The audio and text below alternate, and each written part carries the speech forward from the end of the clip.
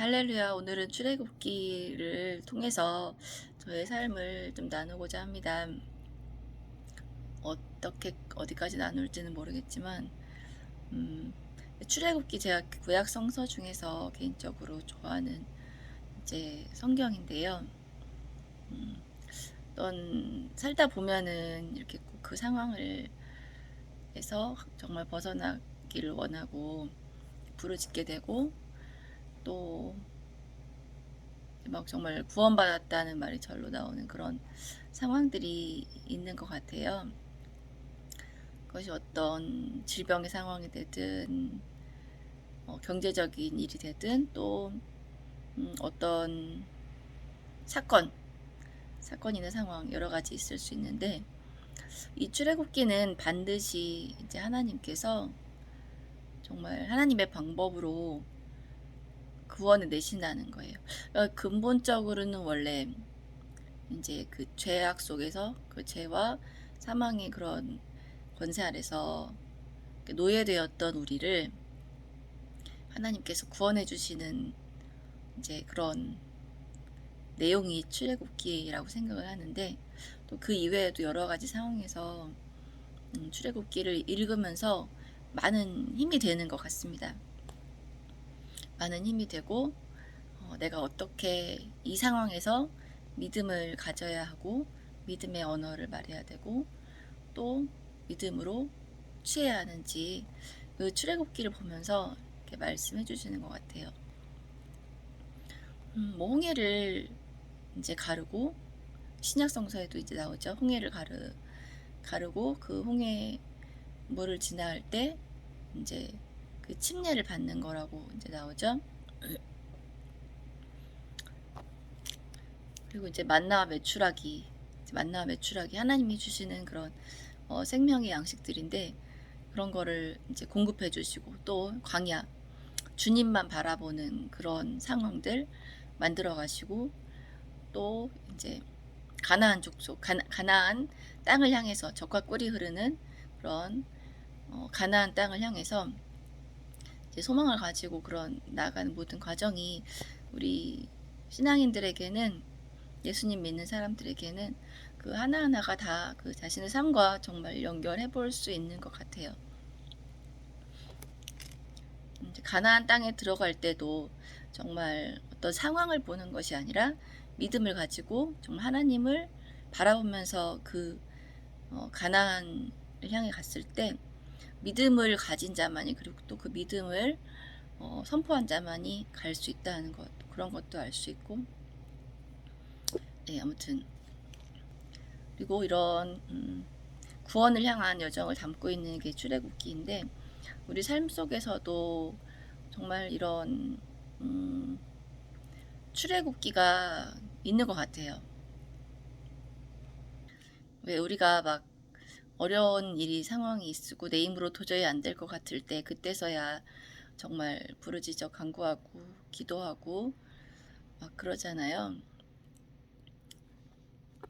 그럴 때 이 출애굽기를 같이 묵상하면서 정말 하나님의 놀라운 기적들을 또 체험하는 그런 일이 많았으면 좋겠습니다.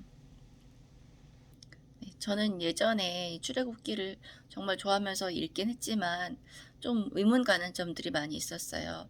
하나님께서 왜 이스라엘 백성을 노예로 가게 하셨는지, 왜 그들이 어려움에 처하게 하셨는지, 좀 그런 궁금점들이 있었어요.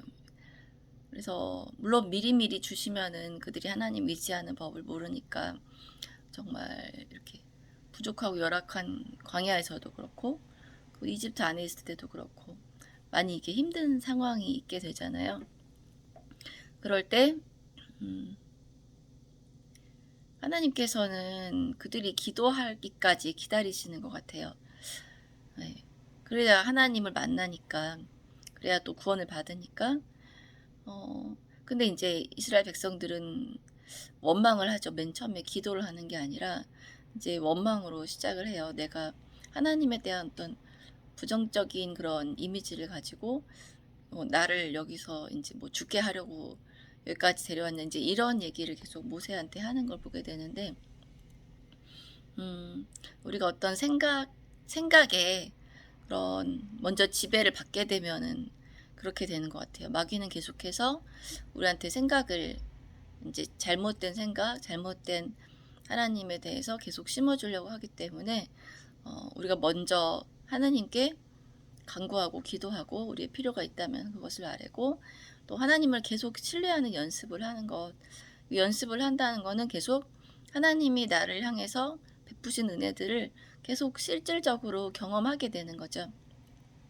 그런 걸 계속하면서 그런 것들을 계속 쌓아 나가다 보면은 이제 하나님에 대해서 신뢰가 생기고 그리고 이제 하나님과의 관계에서 어떻게 해야 되는지 내가 어려움에 처했을 때 어떻게 기도하고 어떻게 하나님 말씀 붙들고 신뢰해야 되는지를 계속하게 경험하게 하시는 게 하나님의 목적인 것 같아요. 얼마 전에 그 하비루의 길이라는 책을 읽게 되었는데 아직 지금 다 읽지는 못했지만 그 책을 보면은 하나님께서 아브라함에게 먼저 약속을 하시잖아요. 출애굽기에 애굽에 갈 너희들이 이제 노예 생활하게 될 터인데 내가 몇백 년 후에 다시 470년인가요? 470년 후에 다시 그들을 구원할 것이다라고 이미 그 아브라함 때부터 이제 약속을 하시고 그 이스라엘 백성들이 이제 야곱의 자손들이 그 애굽에 들어갈 때도 그런 약속을 미리 하세요. 그래서 왜 하필이면 노예로 가게 하셨지? 이제 이런 생각을 많이 했어요. 진짜 궁금했는데 그 책에 그 해답이 나와 있더라고요. 그러면서 이제 하비루란 게 어떤 종이라는 건데 그런 종의 의식을 갖게 하기 위해서라는 거예요. 그러니까 가장 낮은 자의 마음, 가장 낮은 마음, 이제 밑바닥의 그런 상황에서 또 그 하나님의 그 구원의 백성의 이스라엘 선택된 거잖아요. 구원 사역의 전 세계를 이제 구원할 그런 사명을 이스라엘이 갖고 있는데 그런 사명을 가진 백성으로서 그런 낮은 자리에서 이제 출발을 한다는 거죠. 낮은 자리에 출발하고 이제 거기에 덧붙이면은 이제 그 연약하고 정말 아무 힘도 없고 그런 백성, 아무것도 기대할 수 없고 그런 백성을 하나님께서 이끌어 가시는 그런 과정들을 통해서 이제 하나님의 하나님 되심이 드러날 뿐 아니라 그 이스라엘 백성들이 그 다른 연약한 민족들을 다른 백성들을 볼 때 그런 마음을 가지고 그런 자신도 예전에 이런 노예 생활을 했었고 정말 아무 하나님 없이는 구원받을 수 없었던 아무것도 아닌 그런 백성이었다는 것을 이제 기억하게 하기 위해서라는 거예요. 네.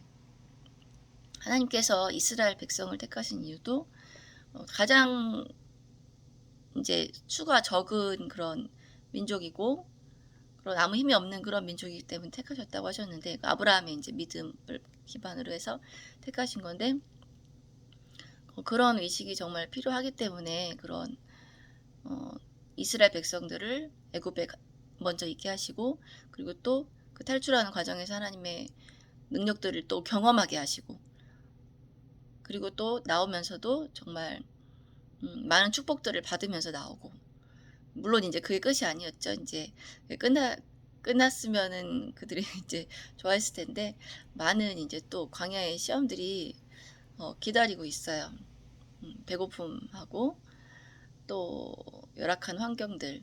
그렇지만 그 결국에는 우리가 광야에 있을 때 정말 신도 부르튼 신도 달아 없어지지 않았고 우리가 줄인 적도 없었다고 얘기를 해요. 힘들었지만 비록 막 풍족하진 않았지만 하나님이 부족함 없이 다 채워주신 거예요. 먹을 거 다 채워주시고 또 물 달라면 안 달라고 해서 그렇지 달라고 하면 다 주시고 그리고 또 신발도 헤어진 일이 없었다고 그렇게 이제 고백을 하는 것을 보게 되는데 네, 우리도 그것을 이제 우리 삶을 돌아보는 어떤 말씀으로 살펴봤으면 좋겠다는 생각도 들고 저 또한 네, 그렇게 하려고 애쓰고 있습니다. 참 놀라운 게 이제 구름 기둥과 불 기둥인데 그 광야에 아무것도 없지만 구름 기둥과 불 기둥은 계속 그 이스라엘 백성을 보호하고 있는 거예요. 심지어 그 이집트 병사들이 바로 바짝 추격하여 올 그때조차도 그 구름 기둥과 불기둥이 이제 그 이스라엘 백성과 이집트 병사들의 사이를 내고 이제 하나님 보호하시는 걸 너무나 이제 격하게 이제 경험을 하게 되는 거죠. 그리고 낮에는 광야가 정말 뜨겁잖아요. 열악한 환경이 있어요. 하나님이 막 좋은 환경으로 가게 하시는 건 아니에요.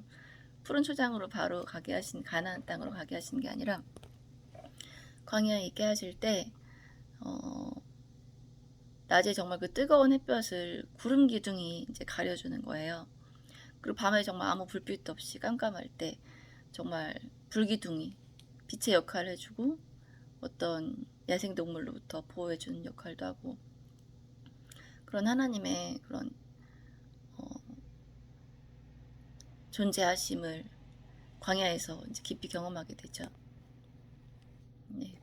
그걸 보면서 저도 참 힘이 됐는데, 상황이 어렵다고 이게 좌지우지 될 게 아니라 하나님이 정말 함께 하시느냐 안 하시느냐, 그걸 내가 확신하고 있다면은 그게 가장 중요한 거고, 결국에는 그 모든 것이 이제 가나안 땅으로 가는 그런 과정이 되는 거죠. 가나안 땅도 이제 젖과 꿀이 흐르는 땅이라고 하는데, 그 젖과 꿀이 흐른 땅이 무슨 뜻이냐면은 그 목축업을 하기 때문에 그 목축, 그 가축에서 나오는 젖이 있잖아요. 그게 이제 많고 동물이 많고 그리고 꿀이 흐르는 땅, 이제 식물이 많이 있기 때문에 그 식물에서 내는 이제 그 열매, 식물 열매에서 내는 꿀이 있잖아요. 그래서 그 꿀이 풍성한 땅, 즉 이제 동물하고 식물하고 그런 먹을거리들이, 그리고 재산들이, 그때는 이제 그런 게 재산이었으니까 그런 게 이제 풍부한 곳이라는 거예요. 네. 결국에는 이제 하나님께서 우리가 어떤 궁핍하고 결핍한 상황 가운데 있을 수 있지만 그것을 채우시는 것을 약속을 하시면서 그들을 이끌어 나가시는 그런 하나님이신 것 같아요. 결국에는 이제 가나안 땅에 직접 가서는 정말 그런 것들이 풍성함으로 인해서 오히려 하나님을 이제 떠나기도 하고 그렇긴 하지만, 이제 어떤 비유적으로 봤을 때 젖과 꿀이 흐르는 땅을 우리에게 약속하신다, 우리에게 천국 소망을 주신다는 그 약속을 갖고 이제 믿음의 여정을 살아가는 삶이, 그 믿음의 삶을 살아가는 삶이 우리가 이 땅에서의 삶이 되어야 할 줄로 믿습니다. 그리고 그 가나안 땅은 이제 뭐 여러 가지가 될 수 있을 것 같아요. 우리가 어떤 기도하고 있는 그것, 하나님께서 주신 마음이 있을 때 기도를 하게 되죠. 기도를 하게 되는 어떤 그 기도 제목들, 그런 것 또한 이제 뭐 가나안 땅으로 볼 수 있겠죠. 우리에게 어떤 지나가는 과정에 그런 가나안이 또 될 수 있을 거고, 계속 그런 또 과정들을 가다 보면은 결국에는 하나님의 그런 말씀을 받게 되고 또 하나님의 공급하심을 경험하게 되고, 그러면서 하나님을 알아가는 게, 하나님이 나를 어떻게 인도하셨고, 계속 그 성경에 계속 구약에 보면 계속 나오잖아요. 하나님에 대해서 나타낼 때 그 출애굽을 시켜주신 하나님, 그 모든 광야에서 또 공급하시고 인도하시고 기적을 베푸셨던 그 하나님에 대해서 계속 이제 찬양하는 것들, 그것이 이제 후대에도, 그리고 나의 삶의 그 앞으로의 나아갈 삶에서도 계속해서 기억해야 될 그런 영적인 재산들인 거죠. 네, 그 출애굽기를 보면은 이제 출애굽기와 여호수아 이렇게 이어져 있는데, 이스라엘 백성들이 결국에 못 들어가는 걸 보게 돼요. 안타까운 일이죠. 그렇게 하나님의 기적들을 경험하고 또 광야 생활을 지났는데 믿음이 없었기 때문에 그들은 들어가지 못해요. 네, 하나님도 물론 안타까워하셨겠죠. 그렇지만 우리가 거기서 얻어야 할 교훈은 가나안 땅, 즉 천국은 구원을 가나안 땅이라고 한다면은 그것은 정말 아무리 무슨 경험을 했던, 뭔 일을 겪었건 간에 하나님을 향한 믿음이 없이는 갈 수가 없다는 거예요. 우리가 그것을 깊이 정말 너무 뼈저리게 기억을 해야 돼요. 그러니까 아무리 열심히 뭔가를 했어도 뭐 기적도 체험하고 했어도 정말 그 믿음, 하나님께서 다 해결하실 것이고 하나님께서 나의 주인이시기 때문에 나는 우리는 하나님의 그런 보호하심 안에 있다는 그 믿음, 그거에 없으면은 가나안 땅에 결국에 못 들어가게 되죠. 그리고 또 중요한 거는 믿음은 이렇게 언어로 또 삶으로 나타난다는 거예요. 그 10명의 정탐꾼 그리고 그 모세를 따르지 않고 이렇게 반역하려고 했던 그 백성들에게 불평의 언어를 하고 믿지 않고 우리가 여기서 죽게 되었다고 그런 불평했던 그런 사람들은 하나님이 사랑하시지 않은 게 아니에요. 근데 그들 또한 결국 하나님을 향한 믿음, 신뢰, 하나님을 향한 주대심, 결국은 하나님 사랑하는 마음이죠. 그게 없으면은 이제 가나안 땅 구원은 받지 못한다는 거고 우리 삶에서 어떤 믿음의 약속들을 받을 수 없다는 거예요. 그래서 우리가 거꾸로 이제 점검해 볼 필요가 있다고 봅니다. 내가 정말 믿음의 말들을 하고 있는지, 정말 믿으면서 살고 있는지, 이제 믿음이 있다고 그들은 이제 생각을 했겠죠. 근데 결국엔 아니었잖아요. 그래서 그런 거를 말씀을 통해서 계속 점검해 볼 필요가 있다고 봐요. 그래서 말씀을 정말 거울로 삼는 게 중요한 것 같은데 말씀을 거울로 삼아서 그냥 지식으로 끝나는 것이 아니라 내 삶과 또 다른 이들의 삶을 또 이렇게 비추어 보아서 가나안 땅으로 또 하나님의 약속을 받는 그런 모든 삶들이 되었으면 좋겠습니다. 이스라엘 백성들이 정말 하나님의 말씀만 계속 묵상을 했다면은 이렇게 할 수 없었겠죠. 근데 그들은 상황을 본 거예요. 그러니까 그들이 말한 상황이 틀린 말이 아니잖아요. 정말 거대한 그 가나안 족속들 앞에 있고 정말 광야에 아무것도 없었고 정말 그렇지만 그들이 상황 현실적이었던 거죠. 너무나 그 현실적이고 그렇지만 그들이 정말 어리석어서 그런 게 아니라 믿음을 갖지 못해서 그런 거예요. 그러니까 정말 영적으로 지혜 있는다는 것은 이런 현실 너머에 있는 그런 하나님의 능력을 또 바라볼 수 있고 믿을 수 있고 그것을 현실로 믿는 그 믿음이 정말 중요한 것 같습니다. 네, 감사합니다.